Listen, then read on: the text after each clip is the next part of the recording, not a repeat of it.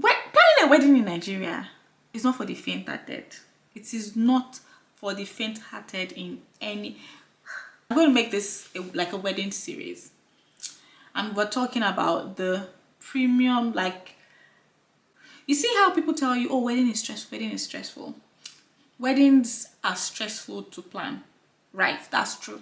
But planning a wedding in Nigeria is a whole new ball game of stress. The number of times I wanted to pull my hair out.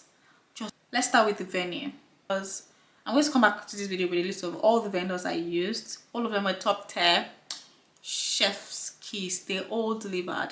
They're like 10 out of 10 minus nothing divided by nothing. So my planner sent me a list of venues we can use. This on its own was a tedious process because the prices I was seeing, they just were not adding up. The prices were not adding up. They were just crazy. And my planner was like, yeah, these are the A-list venues in Lagos. Hello? A-list.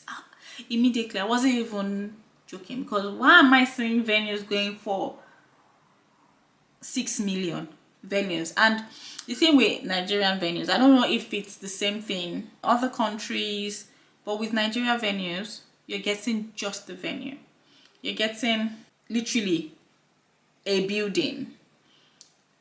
You may or may not be getting chairs with it, chairs and tables. You may or may not be getting the stage with it.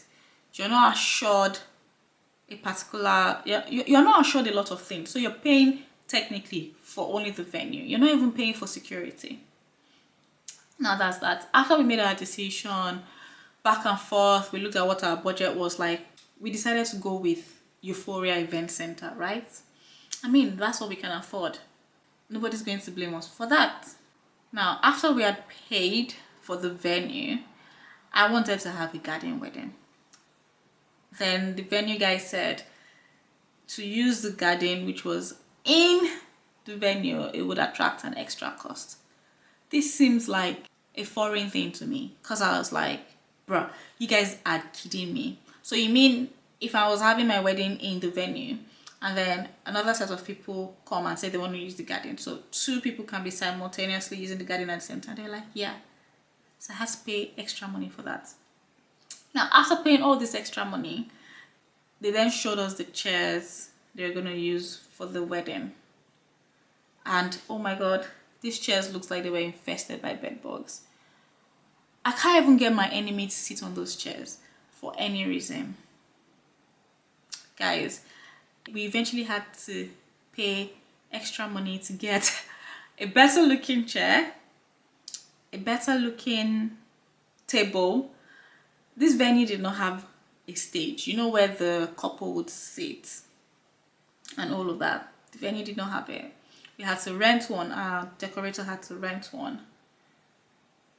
The venue, you don't get to use it all day. The hours are capped. So this was also new to me. What do you mean I pay for a venue? You then tell me I can only use it for 8 hours. If you were charging me per hour, that would make sense. But then you're telling me I can only use it for 8 hours and then I have to leave. Or I can use it for as long as I want, but I have to pay more money. So in our case, we had to pay 150,000 naira by the hour to keep using the venue. And I was just, a lot of these things they were telling me, I was flabbergasted by them. So you see, after paying for venue, paying for extra hour, paying for this, the venue will then tell you, obviously the venue doesn't come decorated, it comes very empty. There's no decoration at all. There are no lightnings, there's no special effects. You have to pay all of these extra things, which in case nobody told you, I'm telling you now, you have to pay for all those extra things. The venue will then tell you that they'll provide power, but they're not going to power your band, they're not going to power the DJ, and they're not going to power the special effect. At this point, I was like, what? I was beginning to question my decisions. Like, how does this make sense? But apparently, the wedding market is a very big one in any country. So that was just their way of making their money, I guess. we had to pay them. Now let's move to the second one that drove me nuts. It drove me nuts so bad.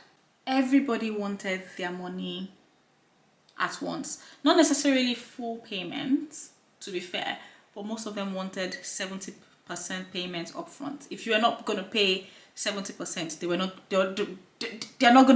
they're telling you service is not guaranteed. Now, apart from the 70%, I got a lot of people telling me that when they give you an invoice, this invoice is only valid for 48 hours. So a random vendor, let's say the food vendor, gives you a bill of what, 3 million.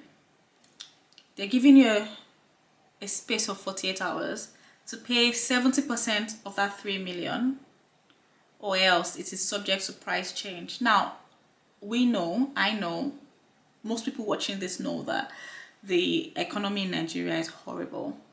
But I think it's still crazy that because we have to secure all the vendors, like all of them at once, I'm also churning out all that money at once. I'm having to pay the venue person 70%. I'm having to pay for the dress 70%. I'm having to pay the photographer. Actually, I got the photographer at the deal, and he's my person, so I didn't have to pay him 70%. But I would probably have had to pay him 70% if it wasn't my person.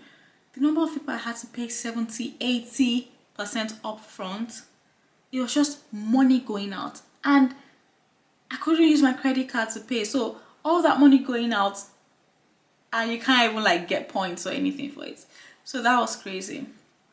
Now, apart from after these vendors charge you 70%, they can then come a week or 2 weeks to your wedding and say the fee you paid in March is no longer valid in September.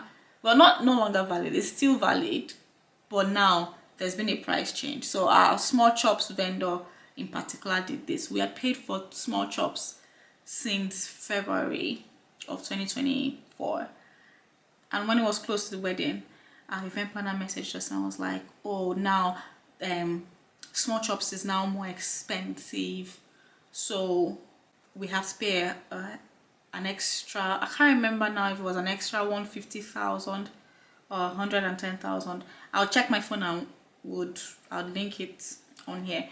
And bro, I found that really crazy. Like, what do you mean I have to pay extra money? I already paid you about 70%, and I have to pay extra money? Because I understand that it's the economy, but at that time it was wild to me. It was very wild to me. Going off the back of vendors collecting 70%, there was almost no in between. It's either they collect 70% or they don't collect at all. So I couldn't secure my cake vendor. Like, she knew she was going to make my wedding cake, but when I contacted her in March for the wedding in September, she was like, she's very sorry, she will not be able to accept my payment now until at least 3 weeks to the wedding. Now, I know this cake baby's top, so I knew she wasn't bullshitting me, but it feels like everything is around the economy. Well, it was just because I'm this kind of person that I like to get things sorted out. I want to be able to know that I've settled this payment, or I've paid an amount from this payment and we've moved on from that. But I couldn't do that with the food. I couldn't do that with a few other things. It was so frustrating. And the prices some vendors would call for you. Like when I was getting my invoices, especially for my decor, I think the craziest one to me has to be the decor. We got 2 major prizes, and there was at least a roughly 4 million naira difference in the invoices they put forward to me. And I just found that crazy. Like, I know some of them have made a name for themselves and whatnot. Cool, that's fine. But the fact that it's a 4 million naira difference, I don't know the kind of name you made for yourself, because the babe I ended up going with did a spectacular job. She blew my mind when I got to my wedding venue. You see my mood board? She did what I wanted for my mood board. and surpassed what I wanted. So I was wondering, if I paid this other babe an extra 4 million, what other thing would she have brought to the table for me? What's the extra thing she would have done? Like, it's just like, it's just cold prices, and it was just crazy. Then the fourth of the fifth thing that frustrated me was having to pay for my own security. I know I'm in Nigeria, I know I shouldn't be acting brand new, but it's the fact that I had to pay the Lagos State government, something about you have to pay the Lagos State safety marshal guys.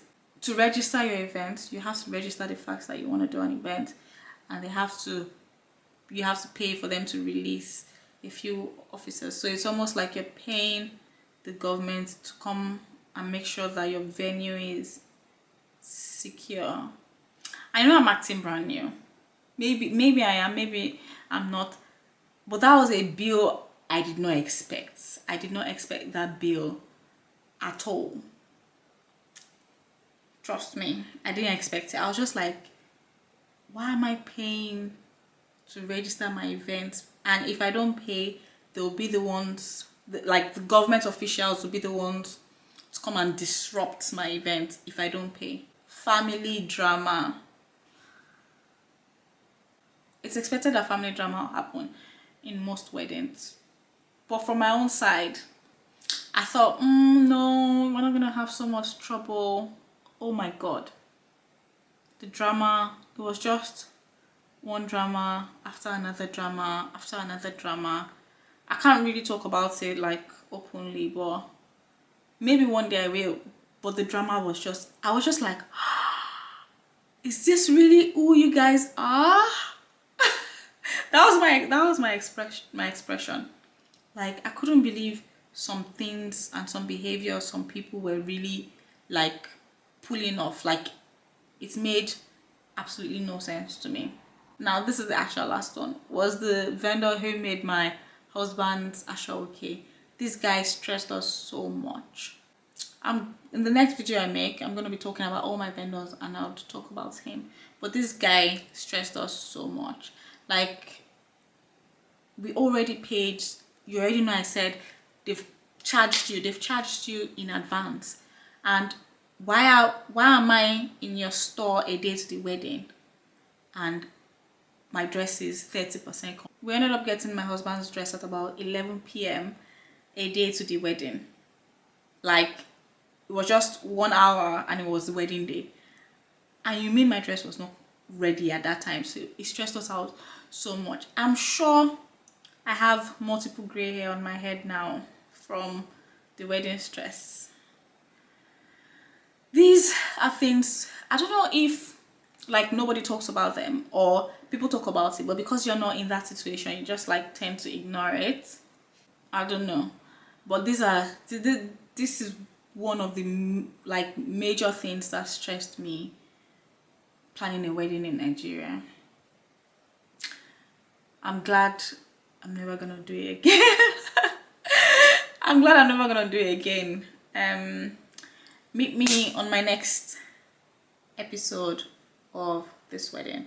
It will be the vendors I used for my wedding, and then I'm gonna post the wedding itself. Bye.